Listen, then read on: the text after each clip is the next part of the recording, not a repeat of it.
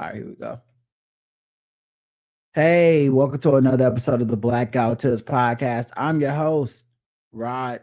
Joined as always by my co-host, Aaron. And we're live on a Sunday. We survived the Sunday morning Black Twitter gender wars to be here with you. Oh shit! Well then, I'm glad that I watched anime this morning. Then You know what I noticed?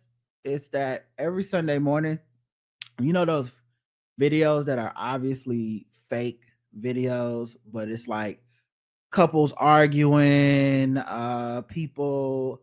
It normally breaks down to like a man almost always come up on like a Sunday morning. Of course, you know why? Because there's nothing else to do, Sal.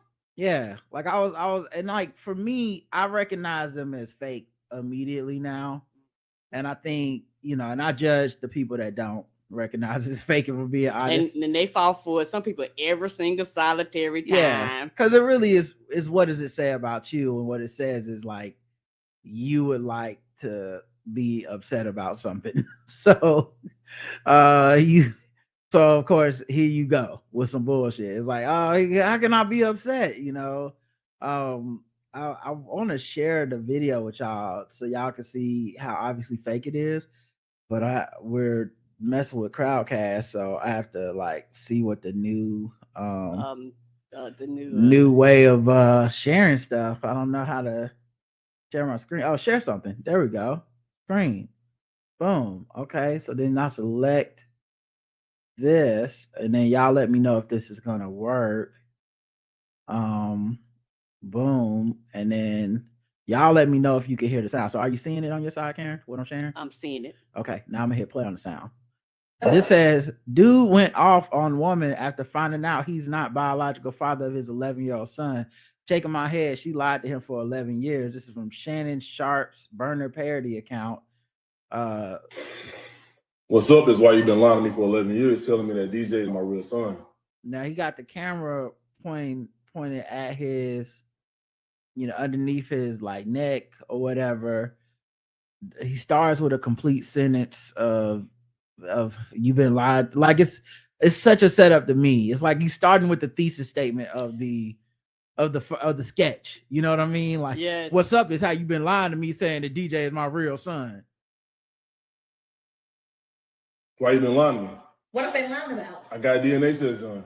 A DNA saying what? Saying that he's not my son. Let me see this DNA test. You don't need to see it. I saw it. It sounds like some Tubi shit. Right. This some of y'all jam. And like you don't see the woman in here, but I mean the thing, someone this morning was saying like, they think a lot of this stuff is just people trying to capitalize on misogyny directed towards Black women. Mm-hmm. And I agree it is, many times, but the Black women are in on it in the sketch, and then often the man is made to look bad and foolish too. So like it's like it's capitalizing on the fight more than just like one direction. But then but people share it, and then what the real thing is the confirmation bias that we're better than these people. So all of us want to believe that these are people out here recording themselves, putting it out to the internet as if they don't know the judgment's gonna come back. And we go, yeah, I'm a good man. I would raise my kids. Like, well, nigga, you supposed to. I would never lie and say it was somebody else, baby. Like, okay, congrats. How you gonna be lying to me for 11 years? Why would you do that to me? Well, where's the lie? The lie is you. You are the lie. You have been lying to me for 11 years. What made you get a DNA test? Because I went through your phone. And why? I'm just waiting on them to be like, line, please. And cut the end of the scene. All right, I got a few notes. Do a little bit more emotions. So that was one of them. Okay, I can hit stop sharing here. How to do that? Did that work? Okay. Yeah, I think it is. So that was one of them. And I think, and it don't matter, but just so you know, I think you're under my account, just so you know. I'm under your account when I share it, or yes, I seen my name, so I was like, he might be you, because remember I was on the computer before, so it might be on my stuff. Not that it matters. But I'm logged in as me on Crowdcast. Okay. It says the Blackout Tips. It's my picture up here in the top right corner. No problem. Okay. But anyway, and then that was one of them. To me,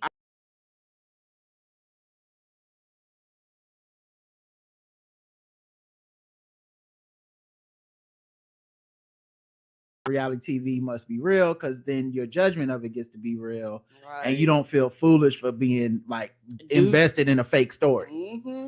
But a lot of fake. And the main thing that made me realize this is fake.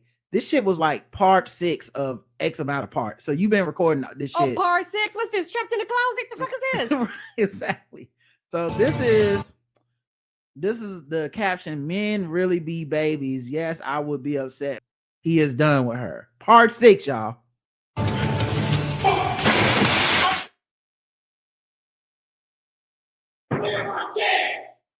Fucking done! I'm fucking done! I'm done! Great fucking night! I never got music! Like, and scene. And scene. It's yes. More emotion next time. All right, prop people. All right, exchange it out. All right, come sweep the floor. All right, and cops getting called out to here.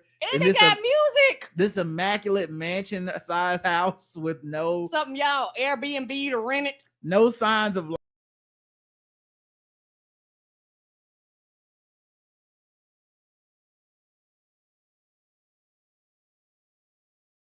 sound of the room, be quiet. Yeah, and action. All right.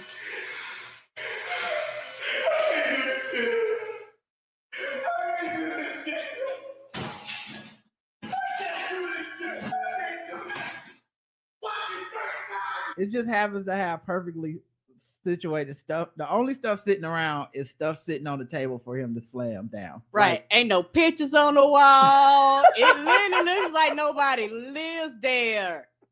They rented this shit out. And like someone told me they think it might even be an old video because they were saying that apparently this was a trend on like YouTube couples were doing this a while ago, like a couple years ago, where they would be like, I deleted my man's Madden saves and he lost his whole thing, and then they would film the reaction and it would always be like, oh, look at how fucked up these people are. And so another thing I see too when I go on like my Facebook reels, people often like repeat premises and just repeat jokes, like completely steal the joke. Like I seen one where there's like a white dude who used a filter to make his face look like a rat, and it was like, you know, POV rats when you leave poison cheese out of something. And it was like, that's hilarious. But what's crazy is like I saw it the first time and I laughed. I thought, man, that's funny, that's original.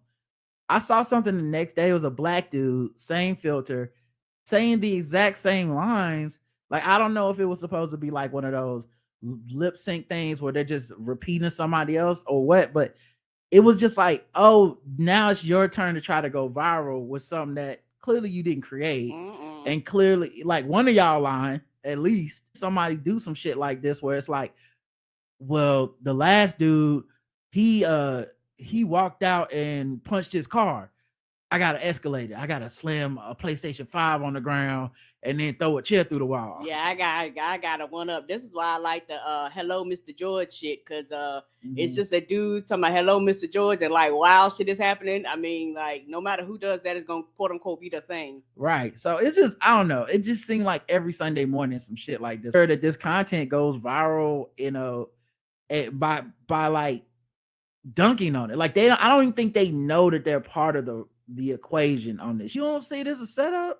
Right. They just happen to have a camera on. Like I've seen videos too sometimes where it's like somebody will do something like stop at an intersection in front of a crosswalk, and then like the pedestrian literally steps inside of their car because it's it has the sunroof down. They stepped inside of the car, walked over top the car, and then kept walking, and nothing happened. And people was like, yeah, man, see, I would have did this, I would have did that. And I was like, nigga, it's fake. Them people know each other clearly, and the person filming it too. They just happen to pull their phone out and start filming at it the right time. And they caught that spectacular moment and put it, and they just happen to be a TikToker. Like, get the fuck out of here. It's just, man, we want to be fooled, man. I don't know how we're going to make it through the digital AI and the deep fake. Robots gonna take us all out. We not gonna make it. People we think not. People really think that there was like a picture of Trump being arrested by like Beyonce in New York, and it was people like, the liberals have gone too far. It's like, what is happening? Anyway. Welcome to the Blackout Tips, guys. The official weapon of the show is the taser, and the unofficial sport, bullet ball, and bullet ball extreme. And the show notes is how you leave feedback for the show. We respond to it. We talk about it on Saturdays when we do our feedback show. And we appreciate everybody takes time out to do that. You know, whether it's a voicemail, or email, or whatever. Thank you, because we wouldn't do it without you. Now let's get into some regular ass news.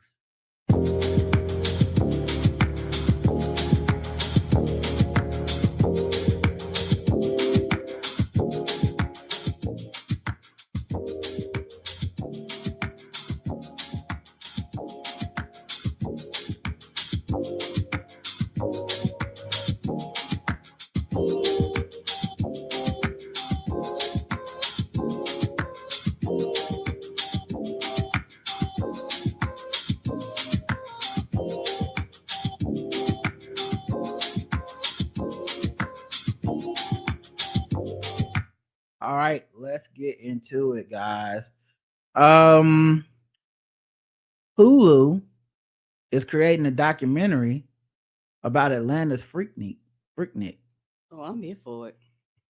Yeah, I just feel like it's a lot of church aunties and uncles that's gonna have to come clean. Do some explaining.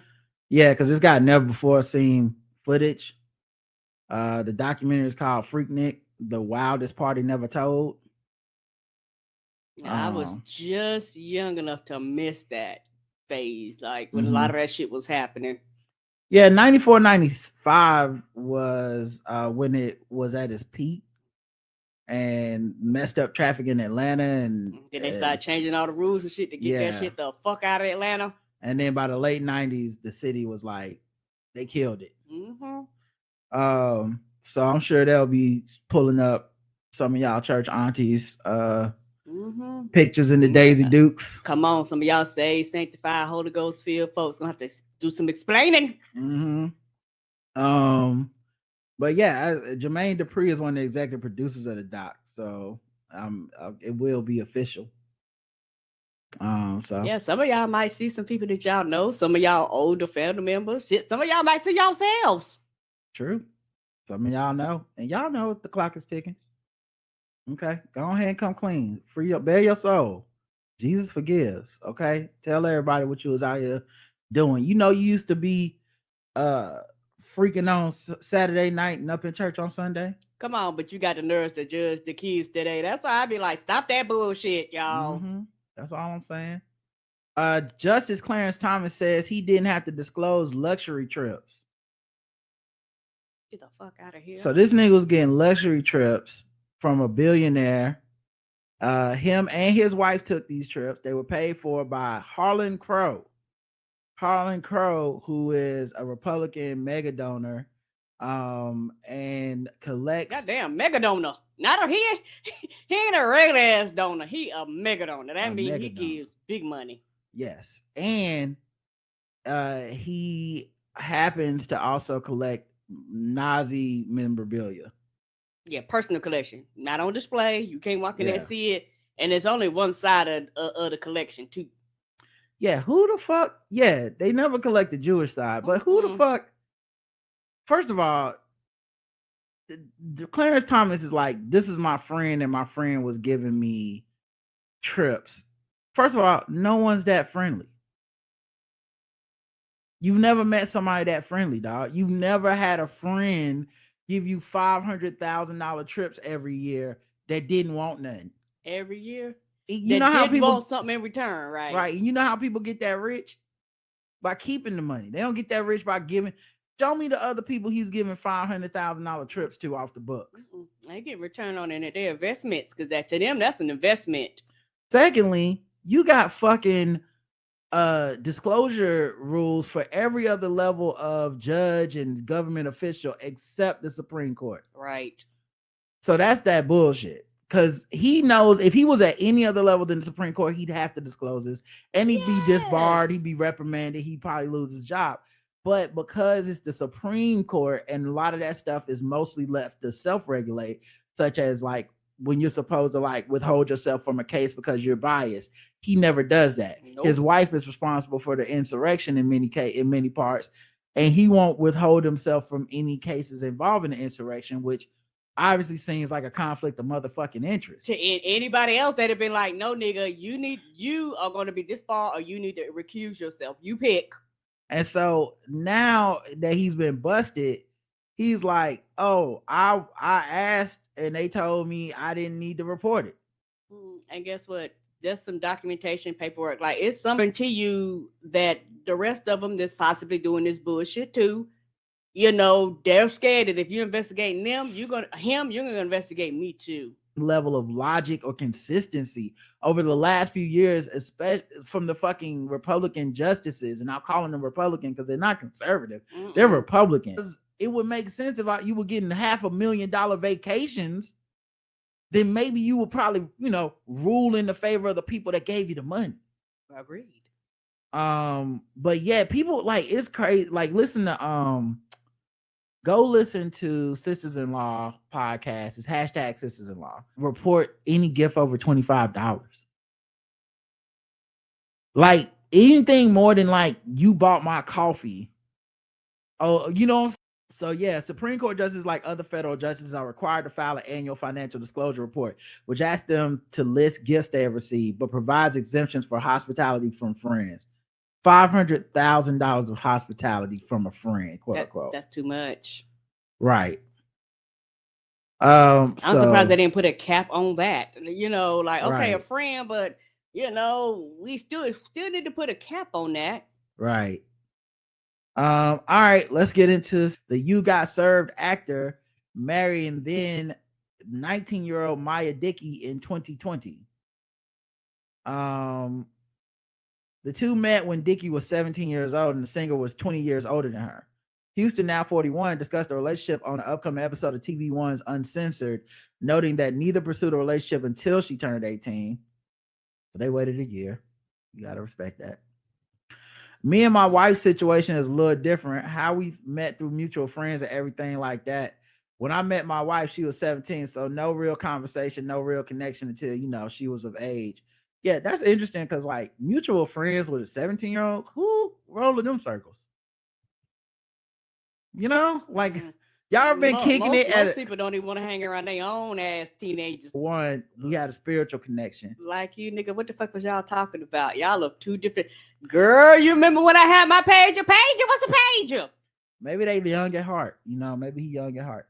Let me pop my CD in. What's a CD? Fuck out of here. And I feel like that's the most important thing. We both love God. We both love Jehovah. And that was the key.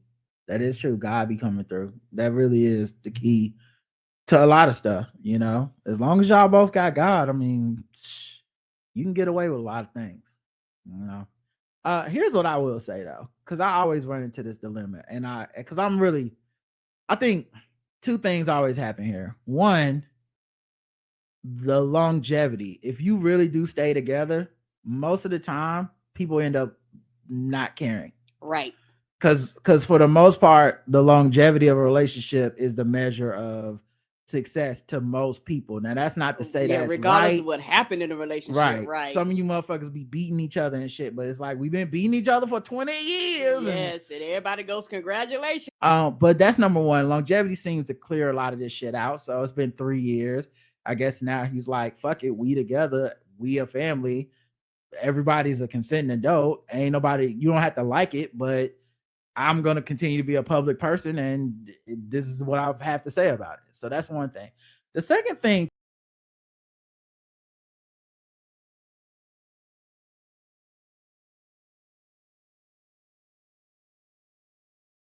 empower especially young women to like live their sexual agency with no judgment. Yes, sir. We want to say, stop, you know, when it's Chloe Bailey or some shit, everybody's like, shut the fuck up. If she want to show her ass, it ain't got nothing to do with you. That's her life.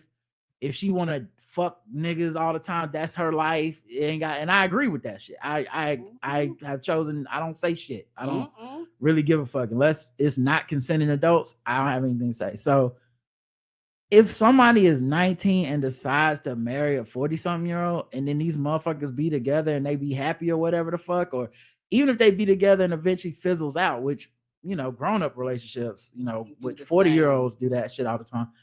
I don't be knowing what to say, to be honest. I honestly, these people, because you can't damn them without kind of infantilizing the other person. And we've seen that happen all the way up to the ages of like 25, 30 years old, especially for women, where it's like, no matter what, like it could be a 30-year-old woman, but if she's dating a 60-year-old man, we're like,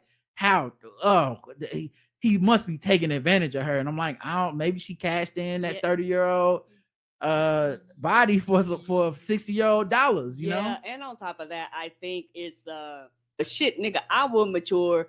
I know they're not mature. Like, it's more going on to this happening, but at the same time, it's one of those things where regardless of how quote unquote gross or disgusted you might feel, or something you were not allowed to happen in your household, or maybe with your own child, right? They do have a law that says, okay, this is the age, because you know, the age isn't I'm grown at 25. By law, the age in most instances is I'm grown at 18. And so when somebody turns 18, they are legally free to do what the fuck they want to do. You might not agree, you might not like it, blah, blah, blah. No, I wasn't mature, and most of us were not mature or grown and could still be manipulated and shit at that age. But at the same time, it's like a catch-22, you know, to it. You know, what do? You need to up the age of being grown, you know, which they're not going to do. So unless you say being grown is 25, you know, what do you do other than just be like, okay, I think it's disgusting, but it is what it is. Yeah, I think that's where I'm at. Correct. Because I really, and honestly, to some extent, I don't even really like passing the judgment. 23 and they want to date somebody that's fucking 70. If they happy, I really don't give a fuck. Like, you know, it's like they're allowed to make that decision. I don't have somebody come around later and be like, whatever. But I think also there is an investment now in telling your story and making yourself like the victim of the story. Like, was trying to cheat on his wife, and then the women that were clearly understood he was married, clearly in his DM trying to fuck him, came out and was like, he took advantage of me. I was only 26 or whatever. And it's like, okay, like, man, like I don't know what to make with this, because you made a grown-up decision. Yes, you did. And then tried to turn to a baby to sell like your story of it. So anyway, I think it'll be interesting, because I think with all these relationships, if they work out, nobody's gonna ever say shit again. Like, it'll just be like how people look at Jay-Z and Beyonce, where they be like, oh, it was weird, but we still look at them like Jay-Z and Beyonce, the couple, the married couple that has 3 kids and is moguls and shit. Like, we don't look at them as the abusive situation. Even after he cheated on her, that the whole idea of like she got to get away from him lasted a year or two, and now it's back to just like, oh, they have Rumi and Sir, happy couple. It's not our business. Yeah, and also it's a catch-22, because they didn't get a man. And all jokes aside, when you young, guess what? Everybody's motherfucking broke on the average. Like, I'm 18, nigga, you 18, nigga, we ain't got no money. And so a lot of times, guess what, they go after older men, because a lot of times older men, they're established, they have money, you know, and shit like that. You got old women going, well, bitch, what you doing here? Well, people even root for it to some extent, giving them the bag to be around. It's such a, anyway, I know it's based on power dynamics and stuff, but it still feels weirdly incongruent, because we are at once lionizing these young women and vilifying them and infantilizing them. Like, all 3 things are happening at the same time. And for the most part, I've stopped that. It ain't my business. Yeah, it ain't my business. Yeah, you know, people are allowed to feel however they want to feel about it. You can think it's weird, you can think it's creepy or whatever, but by the law, it's 18. You know, like I said, unless you're gonna increase the age of. Yeah. Breaking up is hard to do for young lovers. Study finds that 70% of Gen Z millennials have ghosted a would-be partner. That's a lot. Because they're the age of people are disposable. Like a lot of people fail to realize that, and everybody with the internet, most people, even older people, have hardened to an extent and become disposable. Skills where you got to do shit face to face, and so once you eliminate that, yes, people are disposable. When back in the day, you kind of had to meet people and get to know people. Now I'm swiping left or swiping right. So I don't know you. I don't know anything about you. I just read words and then I determine this thing. So of course this makes sense. Raised to actually have those skills, unless it's your family members. I think for a lot of people, unless you have a parent that's or a social circle that's very aware of this and kind of force their children to go out and make friends and talk and interact and shit like that. Because if you ever realize, if you're ever out in public, a lot of times, no matter where it is, even at the club and shit, where's everybody's face plugged in their telephones? Right. Most people aren't looking up, looking out, looking around, trying to quote unquote interact. So unless they already know you, most people aren't going to do kind of old school, just go up, but like, hey, how you doing? Most people are like, ew, that's weird, get away from me. And all of a sudden, An issue right now with my computer. Okay. And I'm trying to get it, so I might have to restart because I think it's freezing or something. I saw people in the chat saying they were having some issues, and for some reason the Windows Explorer thing is not like letting me stop it. So I'm sorry, everybody. Okay, so I'll be here. I'll do some Spotify music or something. You can't. I don't think you can because you don't have you need to have it through the. Can I turn my sound on or no? I don't think so. Give me a second. It's okay because mine goes through the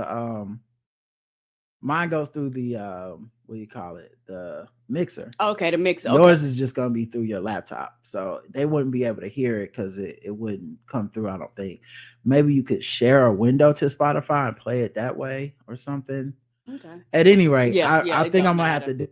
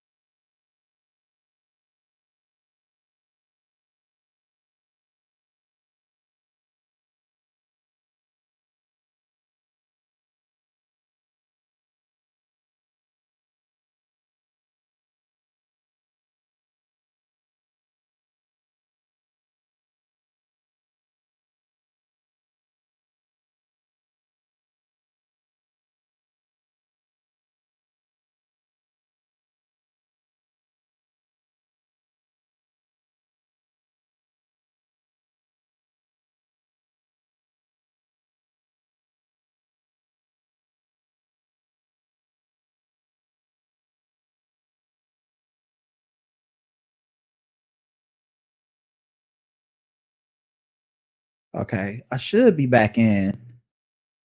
Can everybody hear me and see me? Hold on. For some reason, I'm not hearing you. Oh, you're not talking in your mic. Okay. And I have to edit something really quick, so give me a second, everybody.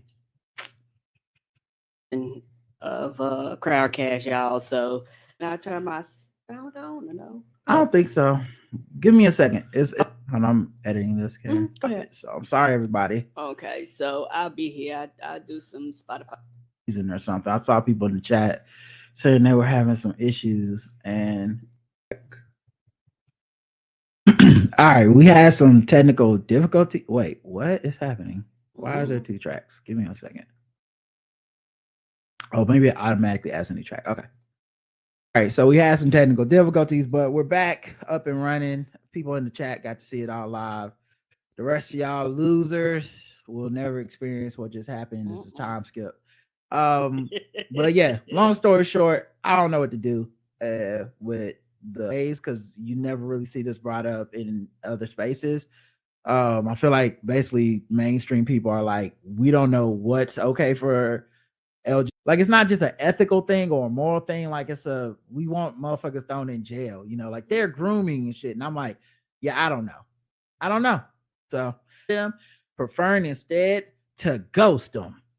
It's easier. People have always ghosted, but now it's a lot easier to do it. People have always ghosted you. Change your telephone number, change your email address. Like, people have found ways years ago, go to another school. Like, people have found ways to, I think also, leave a job. People like, have found ways to ghost before, but now people can do it differently.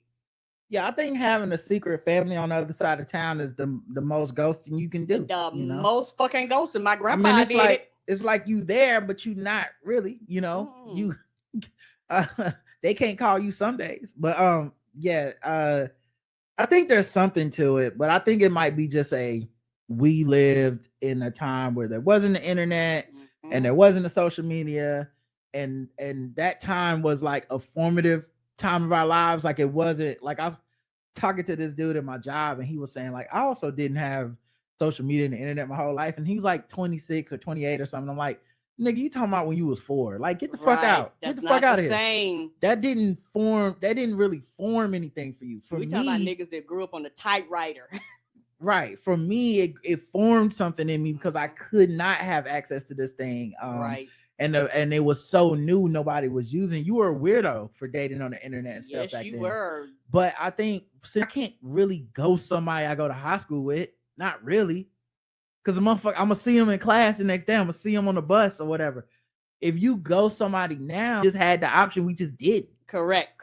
Yes. And it's one of those things where I realize this, a lot of people, and put like this, ghosting is somewhat nebulous, like and ghosting means different things to different people. So I would like to know what people's definition of ghosting is, because you have some people, they call it quote unquote ghosting, but nigga, y'all really weren't friends, y'all didn't really have no relationship. The only thing you had in common was this job. So once the common thing left, that person's like, well, you're no longer, but that's just life. Yeah. But a lot of people quote unquote consider that ghosting, but it's like, well, nigga, we were not the best of pals. And if I hadn't met you through this job, I probably would not have met you at all. That's different than you having some form of an intimacy with somebody and you just be like, I'm out. Yeah. Like Barry in the chat said, ghosting used to be just giving people the wrong number, but it's like, not really, because giving someone the wrong number is something you do when you just meet somebody.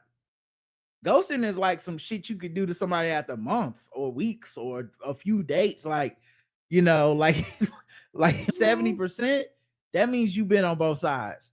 Yes, you have. 70% means so many people are doing it. You got people that are ghosting folks and know how it feels and then did it to somebody else. Agreed. And that's why you have a generation now. And I do believe, regardless of your age, that's going dating is trash. Yeah, because everybody thinks everybody's disposable. So it's one of those things where you can find these true relationships and these true friendships, but it's a lot harder when, like say, 70% of the people you're going to meet, you probably will never have any form of interaction with them once one party decides they've had enough. I think dating might be worse now. I'm obviously not doing it, so I don't know.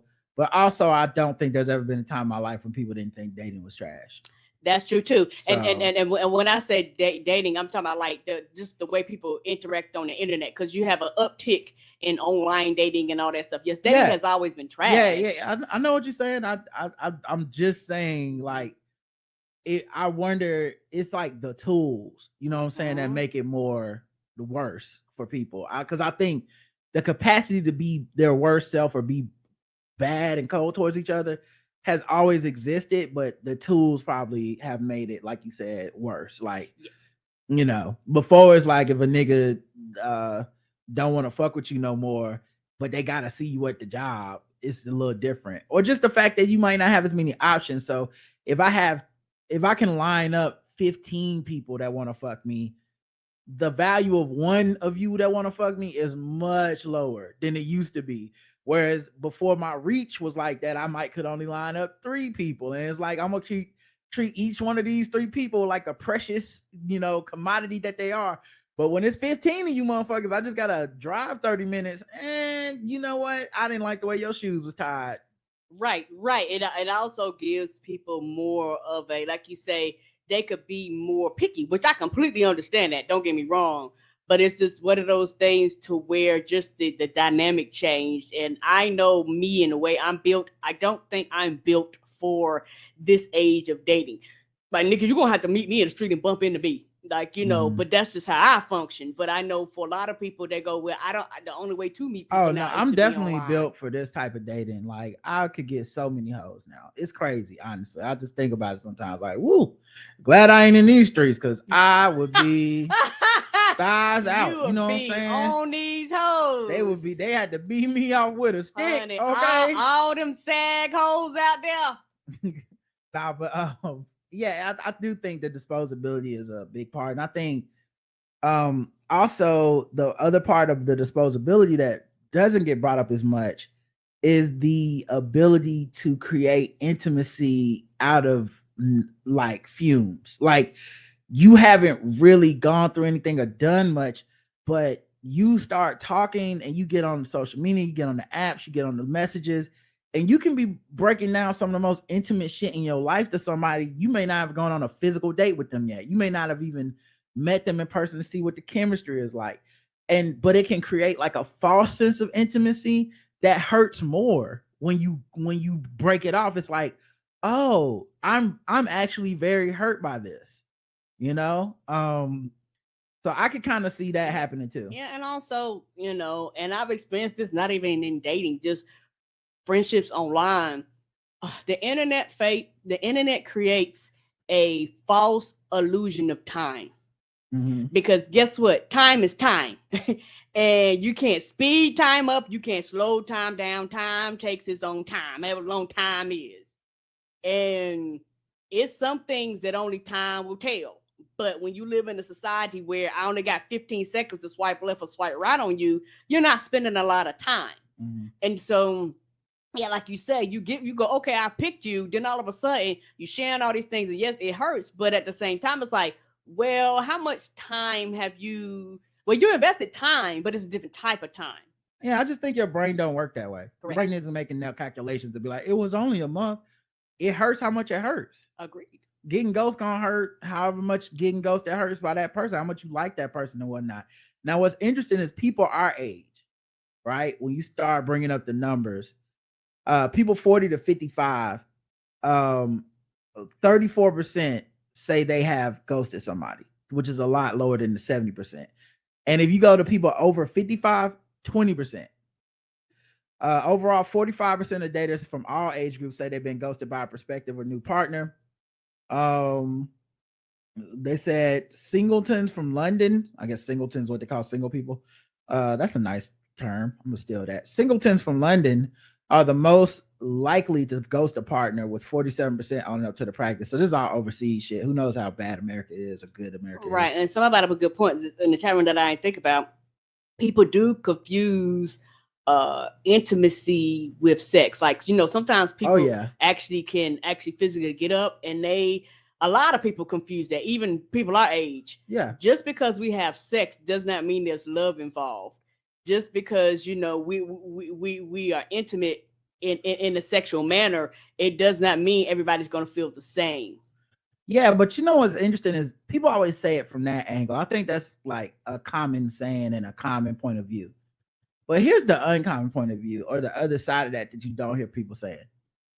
A lot of people having intimacy and not having sex. Yes. Like, you've talked to somebody and shared shit with them, possibly done stuff with them that is more relationshipy than even fucking.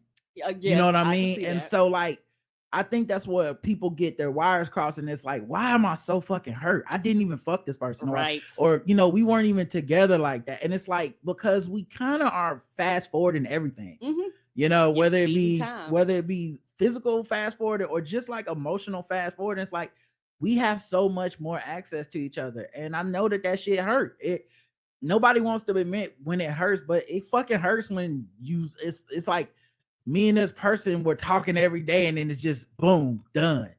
And it seems to not really be any type of moral reckoning on just the idea of like how much that hurts somebody and how foul it is to do that shit. Because I guess enough people are doing it to each other that it washes out. Yeah, because if you admit that, you know, because the age of the internet, emotions are considered a bad thing. So when you admit that you've been hurt, and you admit that you've been ghosted, when you admit that this shit is fucked up, everybody looks at you like you're the quote unquote weak one. Like, showing emotions is weak for a lot of people. And all jokes aside, a lot of people have turned out as pain and hurt and shit. What are they? Ice cold, never forgive. Whole is life. No, I joke on that, but for that's what a lot of these terms come from. It's a self-protection mechanism that people put out here to protect themselves from being hurt again. And let's talk about some more relationships, guys. I know y'all like when we talk about relationship stuff on the show. And if you don't, you just don't listen. It's fine. Harvard trained psychologist. If you use any of these 9 phrases every day, your relationship is more successful than most. Okay. You want to know what the phrases are? Yeah, I guess. Let's go. I appreciate your effort is number 1. All these phrases always, every time we do an article like this, all these phrases always sound like you could also use them sarcastically, and they will break, and you will get a divorce.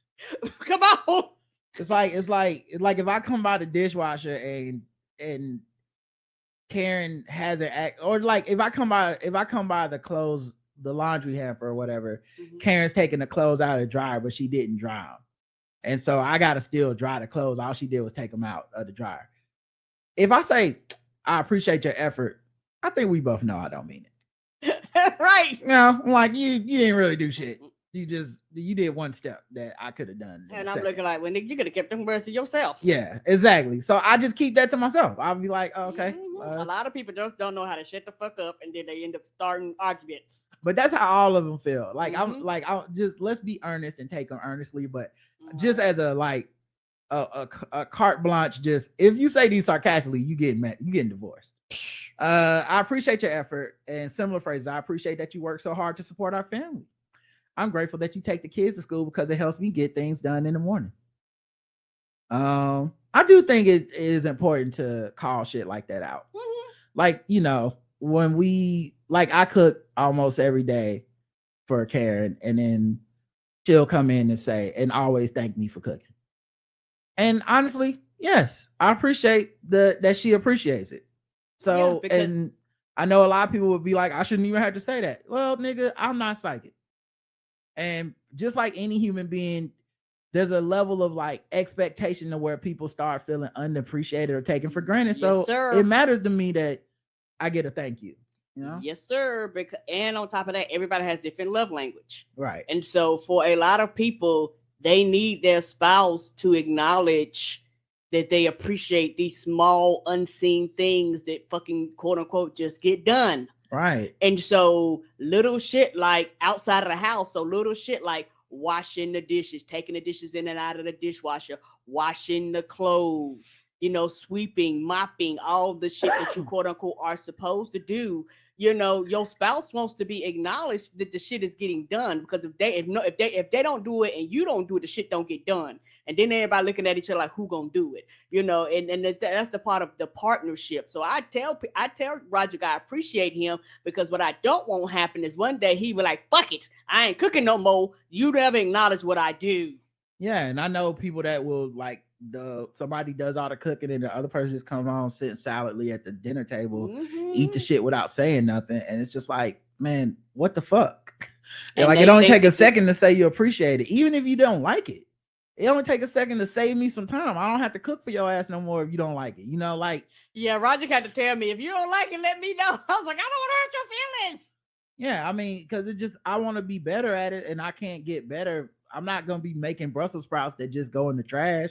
Yes, I like Brussels sprouts if they made right. Yeah, whatever that means. But my point being, there's certain times you see shit and it's just, communication is key. Another one is, I like you. A lot of people talk about loving each other, but liking each other is that part of it. Because I think what love means for a lot of people is like this perseverance and staying strong, and through the bad times, through the good times. And we think about love at the beginning, that like very endorphin rush type of love, that everything's butterflies in your tummy. But like liking each other, like, it's so weird. And I know they mean it as a compliment, but it's always so fucking weird to me when I tell people what I do for a living, and I tell people I do this show and I do it 5 days a week, and my co-host is my wife. And they be like, I couldn't have did that with my wife, man. I don't know. You like it, and y'all been doing it how long? I'm always like, I like talking to my wife. I like to. We actually really do like each other, and I think it's very hard, or a society or people in general, misogyny, whatever, has painted this picture that y'all not supposed to like each other. The man, the wife is the ball and chain, or whatever that other bullshit that people have bought in.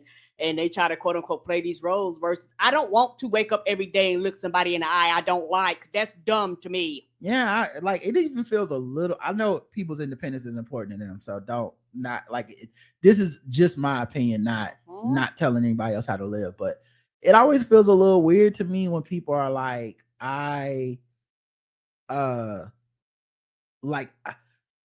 I gotta go on a vacation with my husband or something, or with my wife or whatever? And it's like, you don't have to do shit, obviously, but it is weird that you would not want to, right? Like, can we acknowledge that is like, even being independent for a certain amount of time, you kind of pick this person because you do want to hang out with them. Maybe it's not every day, but it to some level, you would like to think that would be possible, because that's definitely what you keep signing up for with this shit. But maybe that's also why people get divorced, because it's like, I actually don't believe that. I actually don't like you. Yeah. So and then they have similar phrases like, I like how devoted you are to your hobbies. Yeah, which means you're doing shit outside of me. Right. Because a lot of people, of every gender, depend on their spouses way too much. You need social circles. You need somebody to talk to outside of your significant other. And I think a lot of people don't. Well, that's interesting though, because that in the I like you, that is interesting to say. I like that you don't spend time with, or you're spending time with something other than me. You know what I mean? Like, anyway, to me, I'm like, I like you, to me, doesn't necessarily mean like I like that you are doing this other thing. I think it just means I like you. Yes, I think it's not you that said it, it's the phrase in the article. The article says, I like that you are so passionate about staying healthy. I like how devoted you are to your hobbies. Like, those don't really seem to be necessarily likes of like liking that person. That seems like, I don't know. That feels like a weird type of example. Yeah, but I do understand, the meaning behind. Put it like this: if it's from a good place, I understand the meaning. If not, it's something different. I can understand somebody say, yeah, I like the fact that you are dedicated to something outside of me. I like the fact that you are happy, because me saying I like your hobbies means I like you being happy, enjoying whatever the shit that you're doing that I might not give a fuck about. Sure. Like I said, I think as examples, those are just, they felt like they needed some examples, and those weren't. Agreed. Those weren't it. Well, a professor or whatever wrote this, so you know, Yeah. that's different than a normal person. Like, Right? you know what would have been a better example to me? I like talking to you. That feels more like a I like than a I like when you leave the house. Like, oh, okay. I mean, I like leaving the house too, but that's a weird thing to like about me. But sure, it depends on the relationship. Some people might not like leaving the house. yeah. Anyway, help me better understand this. So this is like when somebody does something that might be upsetting you, or somebody does somewhere that you need them to communicate the issue to you. Help me better understand this. Mm-hmm. You know, I don't know why this is upsetting to you, so please help me see your perspective. I want to work through this together. Wonderfully phrased. I like that phrasing. I want to work through this together. I need to understand you better to do that. Mm-hmm. Yeah, I like those. And a lot of that is communication skills. Yeah. And you'll be amazed how many grown ass adults will fuck you, but won't sit down and have a heart-to-heart communication thing to let you know how they really feel. Mm-hmm. You know, and it's like, well, this relationship need to be based off more than fucking, because, you know, once, you know, particularly if you with somebody long enough, the body changes, everybody's body changes, you might not fuck as often. So what is the foundation of this if the foundation is just off of sex? Yeah, help me better understand this. I think it's just a proactive phrase for something that is about communication, especially in disagreements. I think a lot of times people see power dynamics as like winning an argument, winning a fight, you know, who got their way, as opposed to like a, hey man, we're in this together. Help me understand what the issue is so that I can help with whatever the problem is. Yes. Because a lot of times I think people are just more like, do what I say. Yes. And that is dangerous because everybody's grown. And so it's one of those things where I don't look at a relationship, and just talk for myself, as a power struggle. If I have to power struggle with you, the fuck we together for? We're in this together. We are supposed to be a unit. And so it's one of those things where, all jokes aside, people have to learn how to be a unit. People have to learn how to give and take. And it's not something, particularly if you've been single for a very long time and used to making your own decisions and haven't had to consider anybody else, anyone's opinion about what you're going to do and all this shit and call in, all that shit. It could be a shock to your routine. But if you want the unit to work, or having the dynamic of the relationship to work, there has to be forms of communication there. Like you can't get around that. It will cause problems sooner or later. Like for me, an example is if your wife is like, hey, I don't like what's going on with the election. I would like to overthrow the election. And then you, as like a Supreme Court justice, you could say, hey, help me better understand how to help you overthrow this election. No. You know, I don't like disagreement. Karen, listen, the marriage is a marriage. They happy. So, no. If that's the case, fall out with each other. Okay, all right. Well, you just went back on all your own advice. I did. Number 4, I'm listening. I'll stop talking now and really try to listen to your point of view. I want to hear your side of things, even if we ultimately disagree. Yeah, I feel like listening has become such a loaded term that now when someone says they're listening, it's more like, at least my default is to be like, oh, here comes some patronizing bullshit. You're not really listening. But if you earnestly listen, it is important. I normally say I'm listening when they're talking to Karen, but it's mostly because she repeats herself. I do. So it's like, you already told me this. I was listening the whole time and I listened the first time.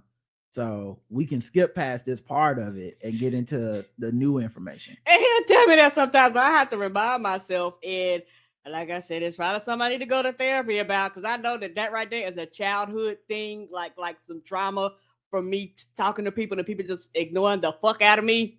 Like I know, I think I know where that comes from. And so I'm not as bad as I used to be, but every now and then I will get like that. I had to learn that when Roger told me he was listening, he was actually listening. Because a lot of motherfuckers tell you they listening, but goddamn it, they not listening. But no, Roger's actually listening to me. He'll actually be like, "Oh yeah, I said that." And I was like, "Oh okay." And that's one of the things I was just saying that made me fall in love with you for the fact that I was like, "Oh, this nigga actually heard me the first time." He was like, "Yeah, I actually did. I actually remember what you said. I'm actually listening to you." I was like, "Oh, he a keeper. He ain't just bullshitting me." Yeah, I definitely. Someone said stop it, Rod, but I'm not gonna stop because it's my time too. Y'all don't live here. And when you just trying to play a video game or some shit, and you want to listen to the new story, but you got to get the 20 minutes of shit you already heard. No, I have things to do. You have things to do. Speed this shit up, and I'm a talker. So y'all want me to they want me to get secretly get cancer from holding in my frustration all the time and not being honest about like, hey, we already talked about this. And I'll be like, oh, okay. And I'll be like, let me fast forward the story. Oh, never mind. She was talking about Clarence Thomas. Okay, never mind. Different joke. I'm sorry is the next one. That's a big one because you be honey, niggas don't like to apologize. If you fucked up, nigga, you fucked up. Just say I'm sorry. But people have all these prides and I got to win the fight and all this other bullshit and go to sleep mad and angry and upset. Who got time for that? I'll take a genuine I'm sorry. I don't like these fake I'm sorries. No, I don't like and y'all know what I'm talking about. I'm not talking about fake apologies. Nope. You don't. You gotta hear me out, Karen. You don't know what I'm talking about. I'm talking about these I'm sorry for shit that you don't need to be saying I'm sorry for. Oh, I'm guilty of that. Like where it's just like if I'm in the kitchen or something and Karen needs to get like a spoon and she goes, I'm sorry. It's like for needing a spoon? Nigga, am I Ike Turner? Who the fuck need to apologize for that shit? And then he'll start picking at me. Then I'll be like, oh yeah, I'm not sorry. He'll be like, right. And then back to my childhood. Yeah, like you make me feel like I'm a bad person. What kind of asshole needs these constant apologies all the time? I'm better than I'm definitely not that person that's sitting around like, oh, this motherfucker came in to get a spoon. I know she's seen me in the kitchen. Like, what kind of asshole egomaniac would need that? And a lot of that comes from being a woman, needing to shrink yourself and all that other bullshit. But Roger isn't like that. And it's one of those things where I literally have to learn how to deprogram myself from that, because a lot of people like and they just keep it moving on. I'm like, oh, I apologize. I'm not, like I said, I'm not. Over the years, I have improved. Roger has brought it up to my attention enough where I'm more aware of it than I used to be. Because it used to just automatically come out like, program, my brain would just program it out. It's not as bad, but it pops out every now and then. I forgive you. Can you forgive me? This is a weird one to me because I get the I forgive you part. But the can you forgive me feels like could be some bullshit. Not saying it never applies. There are some times where both of you fucked up and it applies. But sometimes it's just one forgive that need to happen. Like if you fucked up, I forgive you.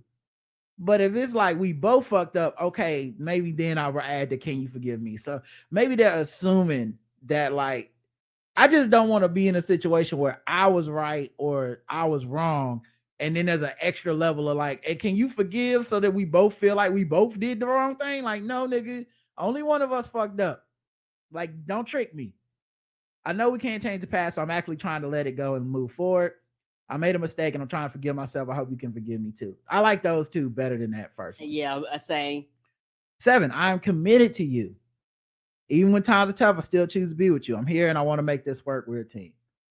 Yeah, I think those are two good ones. Mm-hmm. I think people can forget those on the daily. Yes, they can.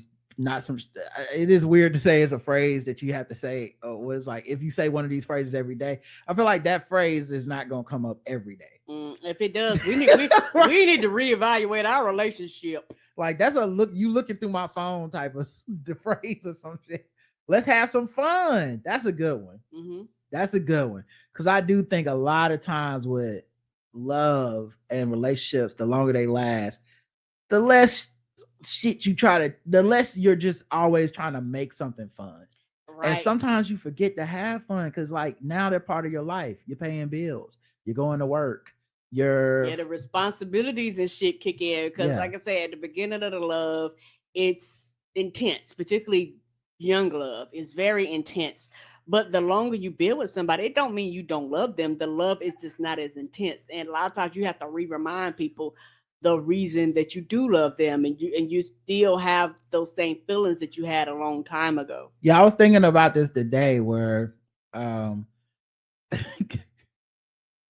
the beginning, I feel like a lot of couples go through this, but at the beginning, you go into the shower and you shower together and try to have like a sexy shower. And then like at some point you just start having like functional showers where it's like, one, don't even make sense to shower together a lot of times because it's not efficient. But two, if we are, hey man, I'm just trying to get in here and get out. I'm trying to get some of this water on me. Your water be too hot, my water too cold. Right.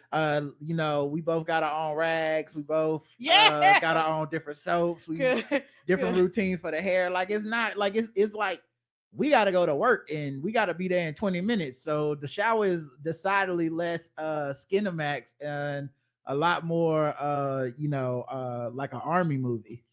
Come on, let's get in and get out this bitch. And both of those are love to me, but one of them is decidedly not fun. Right. Both are intimate, but one is fun. One is like, oh yeah, let me help you floss the crack, up in here.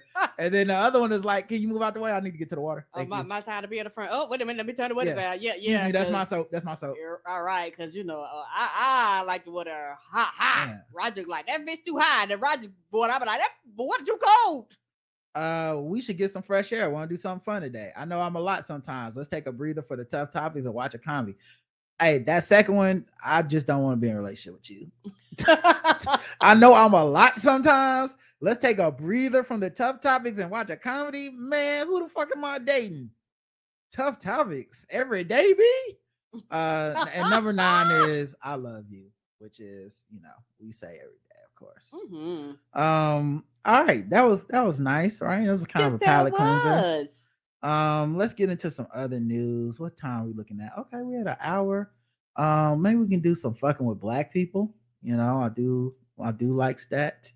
And of course I just remembered I restarted my computer and had to wait for the file to come back up because you shut everything down. I was like, oh, what you didn't do, you forgot to reopen me. Yeah, I had everything open earlier, but for some reason File Explorer is moving slow. All right, so what do we say we're gonna do? Fucking with black people. Mm-hmm. All right, let me get the fucking with black people music.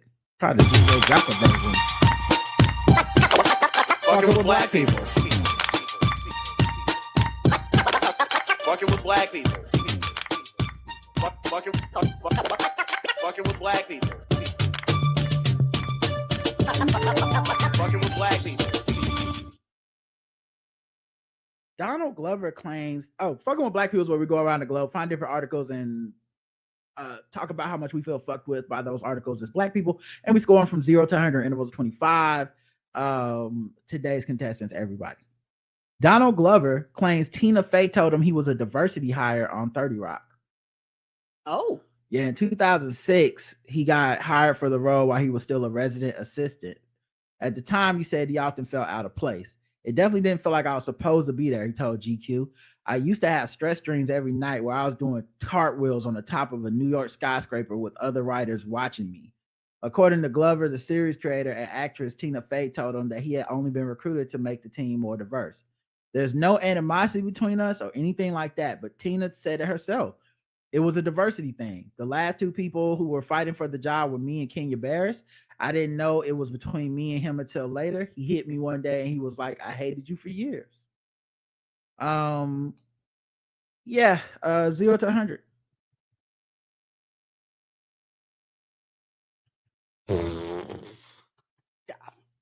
25. I guess I'm a little irritated. Mm-hmm. But it's one of those things where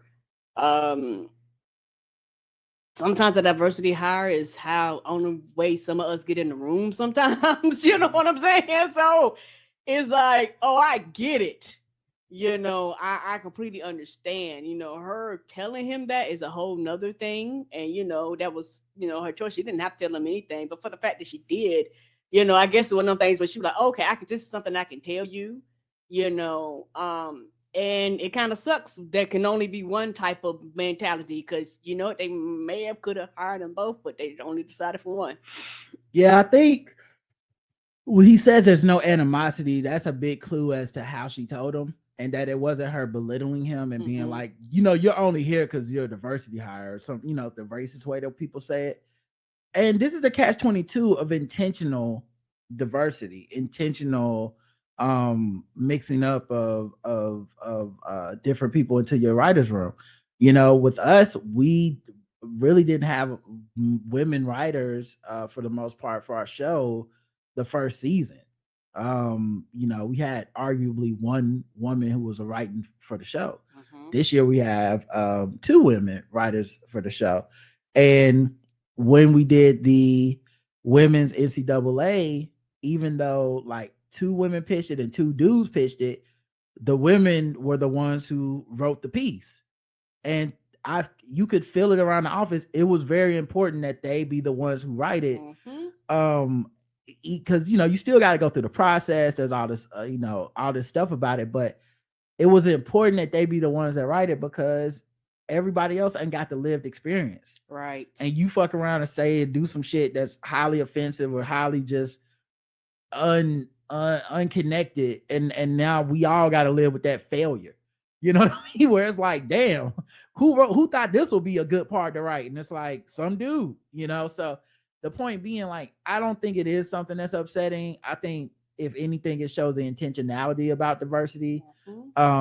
But at the same time, the only part that's quote unquote upsetting to me is, like, as you said, this weird limitation mindset of like, we need black writers, we'll get one, you know, or something like that. Right. Where, you know, because no one wants to lose their job, and then they don't want to expand it by like 5 jobs and 5 black people or whatever.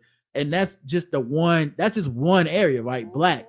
They might not have had any LGBTQ people in it. They might not have had a lot of women. They might not have had people from other ethnic origins, other locations around the world. So yeah, I'm not fucked with, really, to be honest, because I can see how somebody would tell you that out of a good place and it not be a bad thing. Right. And it not means be a bad thing. I think a lot of times people associate that with a bad thing because their own personal interactions with people. But a lot of it is the difference between, hey, dog, you know, we went through, you know, blah, blah, blah, blah, versus you only got here because. Those are 2 separate phrases.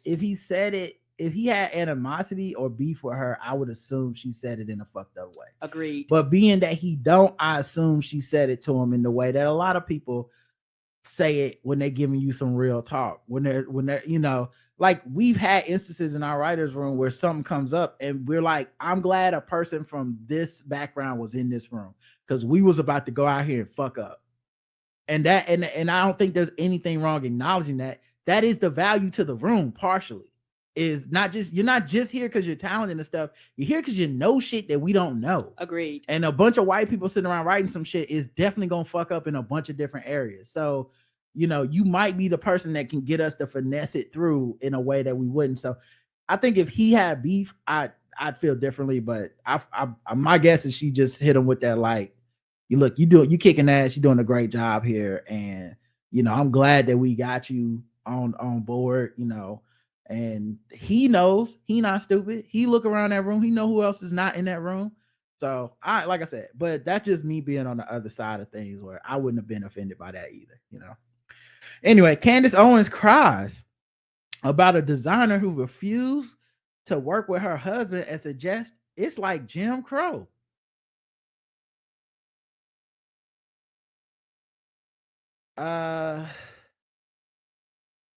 I guess so. Vanity Fair interviewed her. What is Vanity Fair doing? I don't know. Really? Wow, that's wild as fuck. Yeah, Vanity Fair did a Candace Owens interview. The firebrand, Candace Owens, friend of Kanye, power troll, parlor trad wife, is playing for keeps. This is by Emily Jane Fox from April 5th. Triggering people is her business and business is good, she tells Vanity Fair.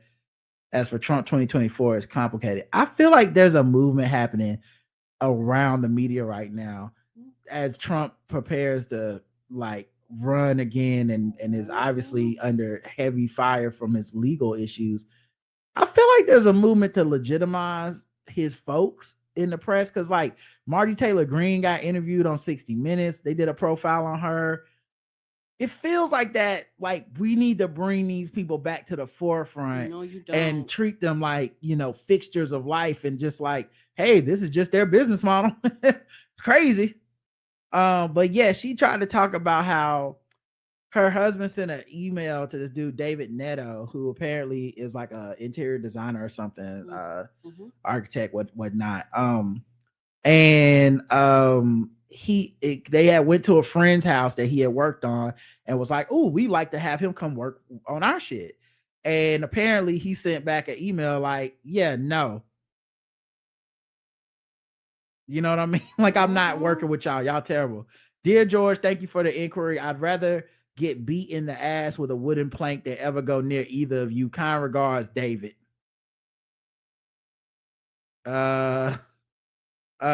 So yeah, he definitely was not feeling them. And she, of course, was acting sad about it. Suddenly she cares about racism. If a white conservative male had written that email to an outspoken black liberal, he would have lost everything. They would have said it was like Jim Crow. Well, here's what's interesting. If that was the case, you would have been the one defending the white person. Because that's what you do for a living. You would have said it was his right and it wasn't no problem. Right. You just want the outrage when it benefits you. You don't want it when it go the other way. You always telling us not to get outraged. When you said George Floyd's murder was not murder at all and made a whole documentary about it, the black people who got upset, we didn't matter. So it's just funny to see her try to pull that out. Anyway, Dracarys for me. She's a permanent Dracarys. She's just a terrible person. Karen? A 0. Girl, I don't care. 0. Okay, Karen's not fucked with it. Don't care. I feel like as soon as I hear her name, Dracarys. She on the list. Let's see what else happened. Glorilla said she was racially profiled by an employee at a hotel valet parking lot while trying to verify that she owned her own car. Yeah. On Saturday, Glorilla took the Instagram event about her being racially profiled.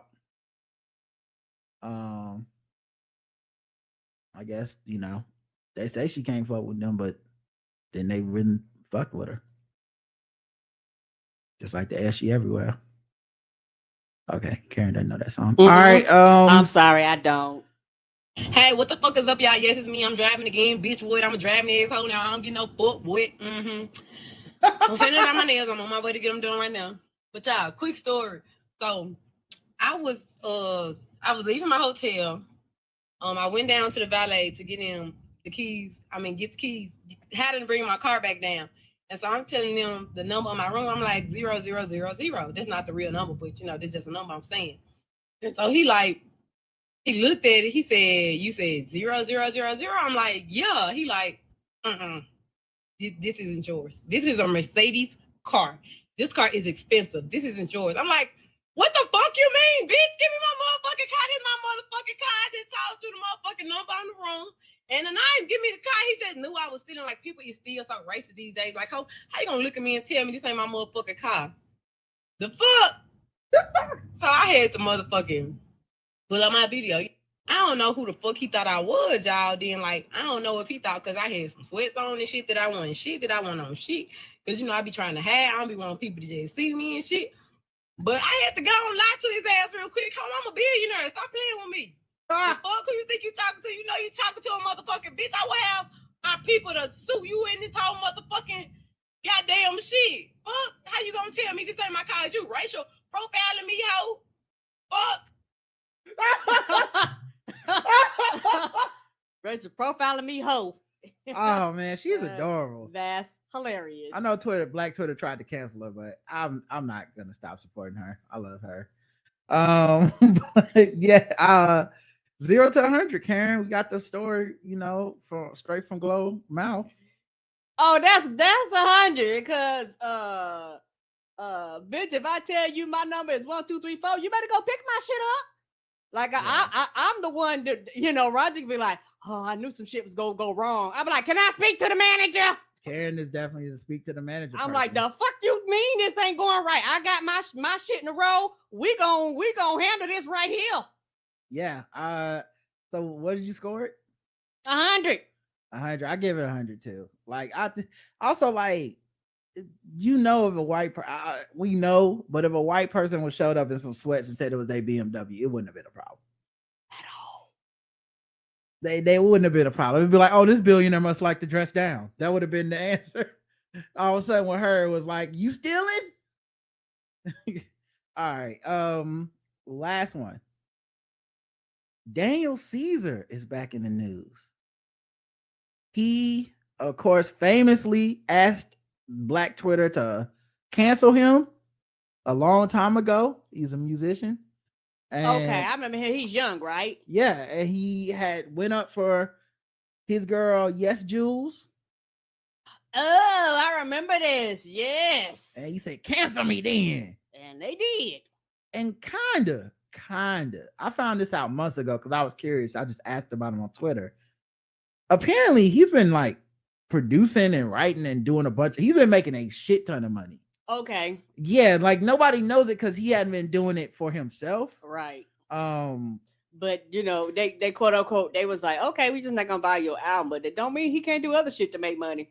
Yeah, like apparently he worked with some pretty big fucking acts and probably getting some pretty big checks from that shit. But it's fine. He said that dumbass shit.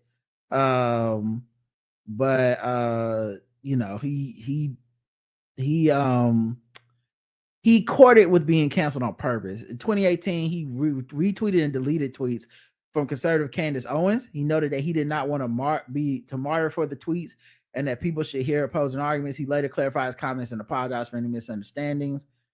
Let's see. He defended his friend, Yes Jules, via Instagram. She had been criticized for her insensitive comments on race, particularly those regarding Black women. He came to her defense asking why some Black people were being so mean and call out culture overly sensitive. His comments were received negatively by some on social media. He later apologized for the way he gave his opinions, saying, I was talking down to you guys. I apologize for how I expressed my idea. There was no one there to challenge my ideas. That's also dangerous. That's why it's tyrannical. That's where I went wrong. I believe in what I said. A real man can admit when he's wrong. I can admit when I'm wrong. So then I saw this last night where someone was like, he apologized. So I guess I didn't know he had already apologized before, or maybe that's the apology we're about to see. All right. But here's the one from last night.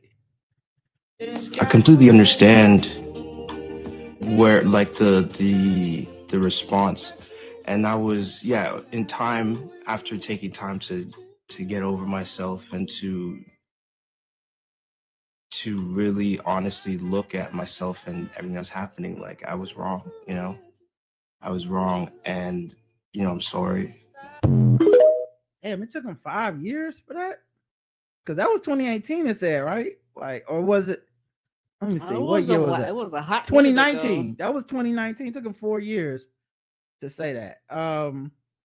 But yeah, I mean, the thing is, he has not really been canceled. He's been canceled by y'all, quote unquote, like the social media. I'm looking at Grammy Awards. Oh, he probably got tons of them. Justice as a featured artist and songwriter, album of the year, record of the year, song of the year. Peaches 2022, he made that song with Justin Bieber and Giveon. Best R&B performance, best music video, nominated in all those categories. Won best part with her in 2019 for best R&B performance. Yeah, he seems to clearly still be working. Oh yeah, people don't, quote unquote. I was joking about the cancel. Who don't get canceled? They just no. It's fine if you thought he did, because I thought he did. Okay, people just shift and they move around, and you know, and on top of that, I don't keep up. So I was like, well, I guess he was quote unquote canceled because I know the album came out and everybody made jokes, and then I just didn't hear about him no more. That's because I don't keep up. Yeah, nominated for Billboard Awards, ASCAP Awards. This is in 2022 and 2021. MTV Awards, NRJ Awards, People's Choice Awards. Like, he never stopped being somebody. But yeah, 0 to 100. Oh, 0. 0. All right, Candace said 0. Oh man, I accidentally put somebody's message on the stage. I didn't mean to do that. But I can't wonder what that was. I made a mistake. You know I be making mistakes now, Karen. I was wondering. I was like, how did I take that down? No joke I've ever told has made Karen laugh as hard as me making a mistake. I don't know why either. It's Nothing. just funny to me. Right, for a whole ass TV show. Anyway, this is what love is, y'all. What number did you say? 0. Yeah, I too. It was weird for me because I never really was a fan of his in the way that made me feel like I lost something. If anything, it would be faux cotton. So I'm not even gonna lie. It's a very easy faux cot for me. So I got 0 if I'm being honest, because I don't care. I wasn't canceling him or uncanceling him. And I thought that Yes Juice shit was just stupid. He just sounded stupid and young. Like, and he sounded like that was his friend. That's how. Now I don't know that they were really friends because I ain't never heard her say a word in his defense, but it sounded like some dumb shit you say when he's like, my friend's not racist, guys. Come on, you're being mean. And it's like, okay, for real, dog. All right, let's do some guess the race and then we'll get out of here, everybody. What's my guess the race music?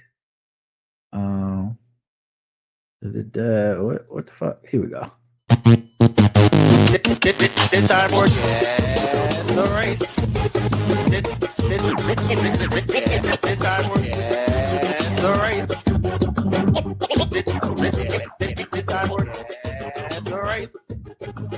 This time for guess the race.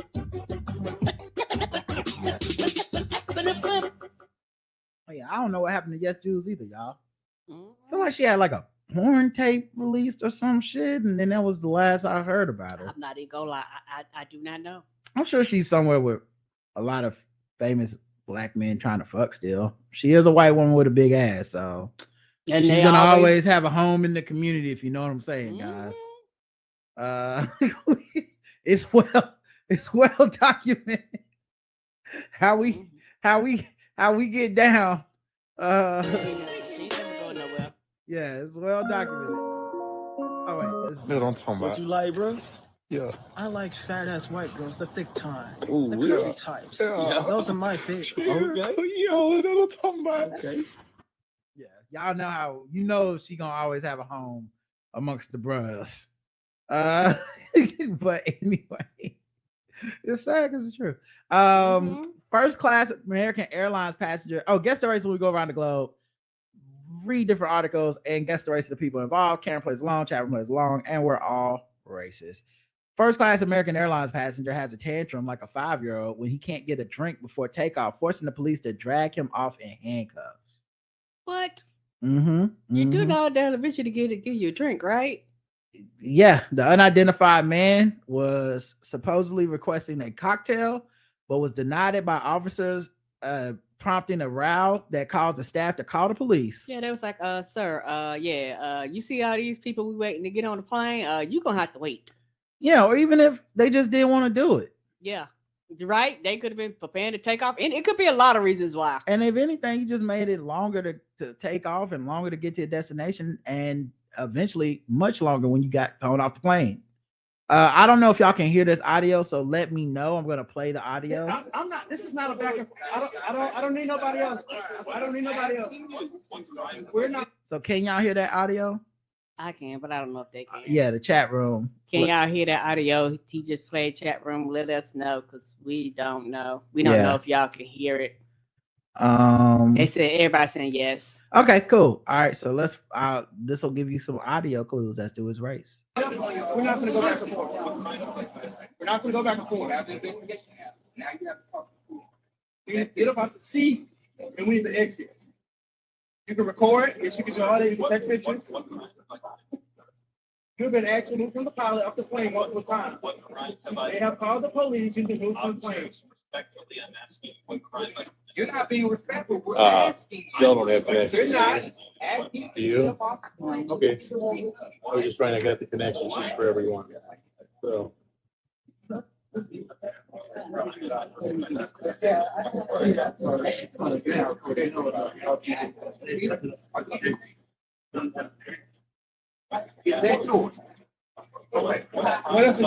So he's not. Let me fast forward a bit to the more when he got louder. I didn't realize this video was gonna be so long. So it really pops off where one of the officers grabs his phone. Hey,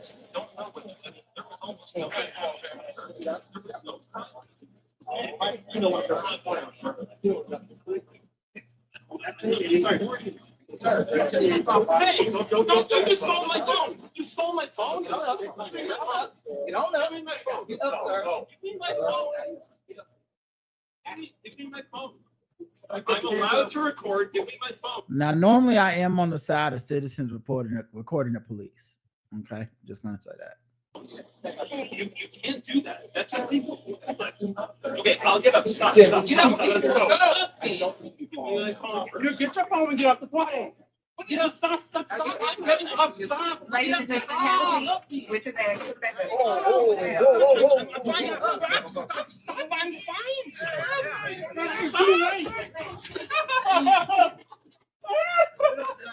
Stop. Now, I know in your minds, hearing the audio, not seeing the video, you probably think they're like choking him or beating him. They are not.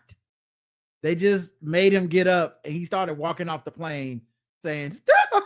Stop!" I'm allowed to record. which is actually Stop.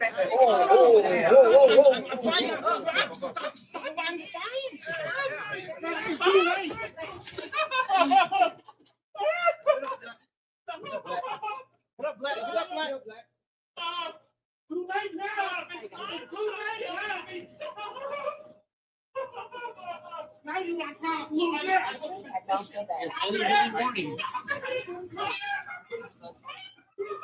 Oh Lord, they hear him going down the hallway screaming because you know how you had that ramp on the plane. That's what's happening. And so he's screaming, going down that hallway that's cold as shit. Back into the airport. That uneven hallway, you fuck around and tumble down if you ain't paying no attention. And they got like 3 officers, a bunch of people in that load the luggage on with the yellow flight, like the yellow vest on it, shit. So And you know, airplane people going, oh Lord, now it's gonna take us 45 minutes because now I got to restart my video. Right. Where I tell everybody your oxygen mags fall from the left. right. If you want a drink, one will be provided to you. You don't need to throw a tantrum. Right. All right, Karen, guess the race. Oh, white. The flight attendant was black. The flight attendant was black. They Yes. weren't flight attendants, they were police officers. But all right, let's check the chat room, see what they believe. Screaming like a white woman. That's I don't know if it posted. arguing with police and live to tell a tale white. He was swimming in entitlement, but now he is drowning in fuck around and find out white. He wanted to Henny and Sprite uppity Negro. Cousin Greg white. Cut the malarkey ass white man. The correct answer is most of you went white. You got it right.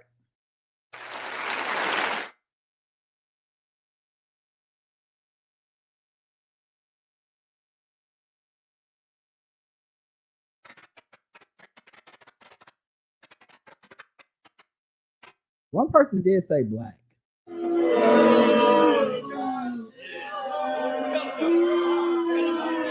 Yeah, you can see all the officers around him are black.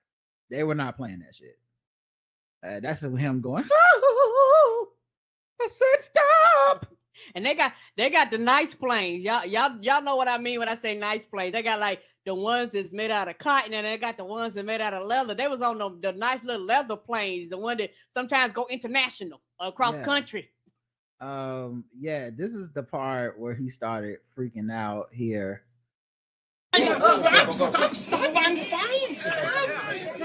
Also, only a white person thinks they can calm down and arrest.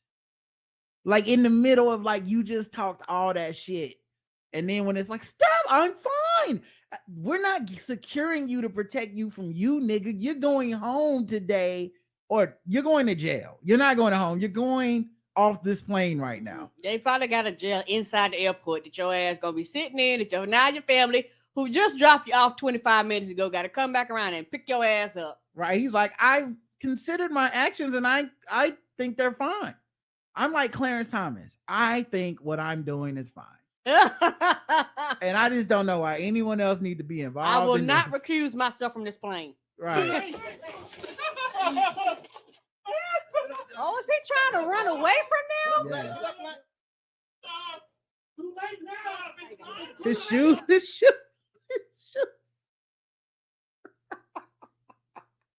Lord, they got all the people in the yellow vest down there. Right. The person that's supposed to be controlling, there's a person that actually controls the thing that connects to the plane. All of them had to come out their little cubicle. Right. You got the people that help assist people down the ramp. Right. Down there, because there's people that actually, for people that can't walk the ramp, they got pushed in, And on top of that, you're trying to run away for you to go into the airport for somebody else to arrest you, because you're not going to get through the airport. They're clearly not trying to help him either. No. They're there to be like, come watch this. You got to come watch this. This man crying. And he lost the shoe, which he probably would. Is somebody going to pick the shoe up? Shit, I wouldn't. But he tried not to laugh. Buddy in the red tried not to laugh. Look right there. That's him holding that laugh in. He like, I'm not going to make eye contact because I'm about to crack up. And my thing is, he really thought him shaking him off was going to help him. Dog, when you go through the airport, you got to have a former ID, a passport. They know who you are. They will lock the fucking airport down. You will not get out that bitch. You're going off the plane, which is the opposite of leaving. Right. Oh, he just pushed the shoe. He sounds like a turkey.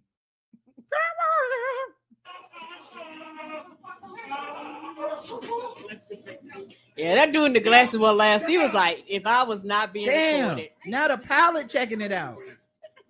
He's like, oh, you forgot your shoe, bro. He tossed his shoe over to him. Like, there you go. Yeah. Oh shit!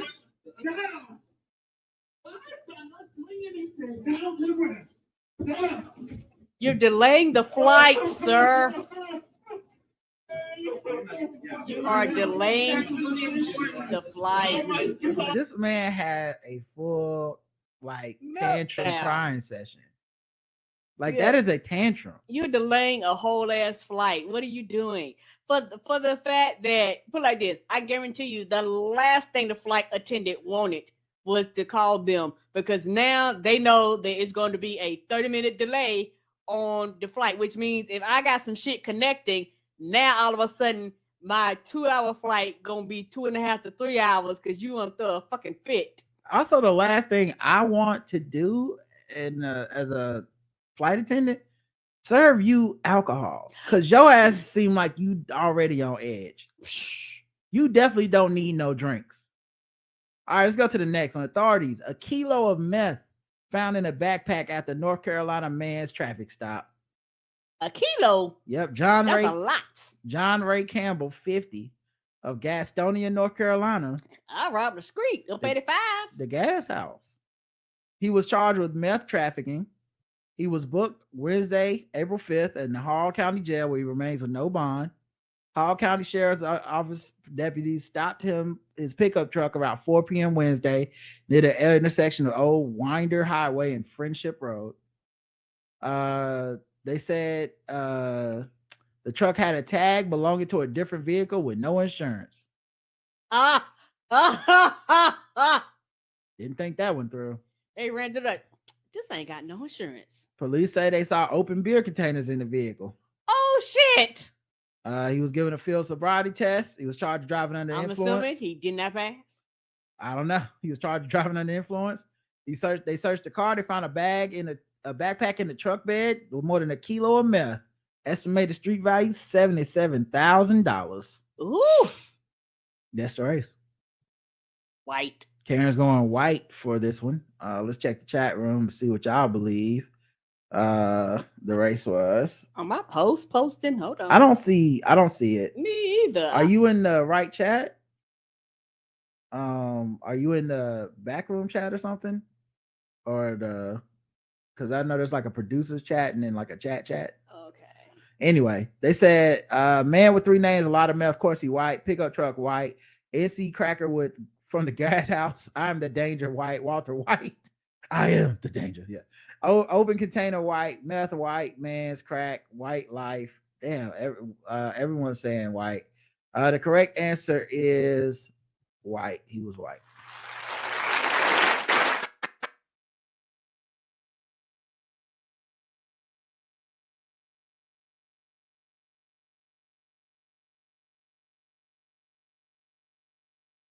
And that's him right there, very tatted up. He looked like he sell meth.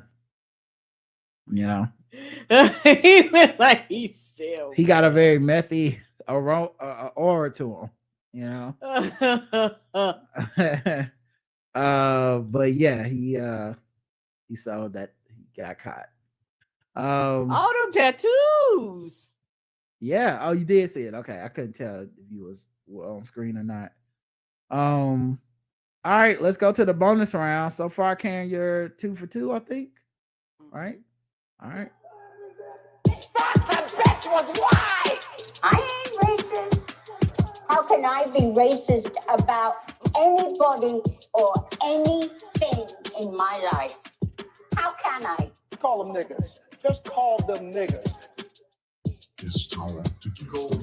Gold chain wearing, fried chicken and biscuit eating, monkey ate baboon, big guy, fast running, high jumping, spear chucking, 360-degree basketball. All right, let's go to the last one.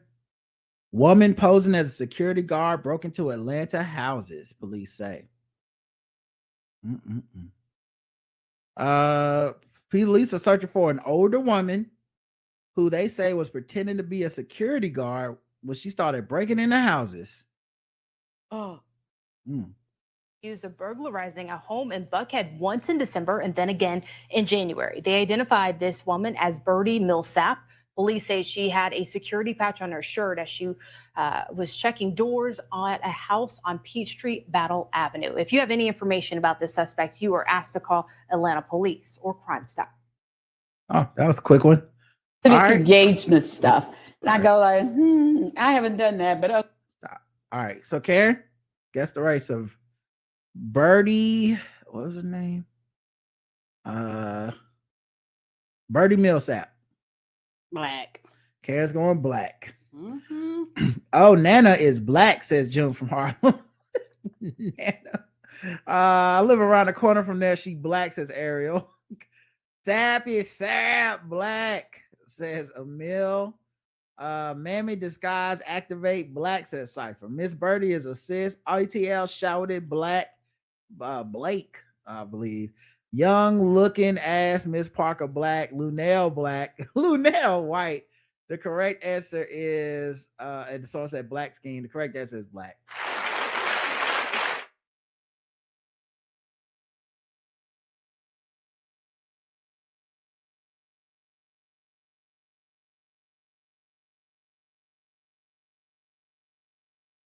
Feel like Trey must have seen this story already because he said Lunell. One person did miss it. I'm sorry.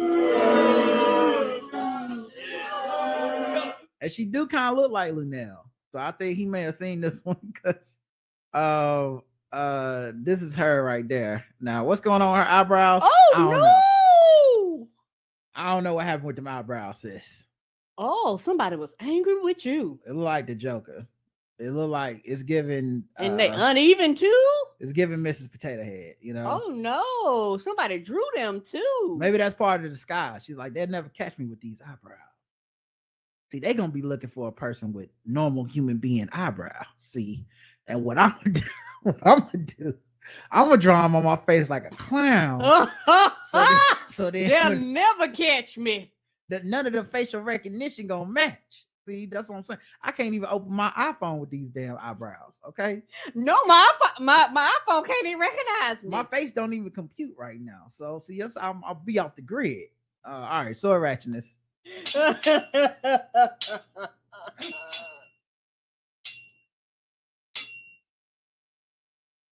She a fat man building brows.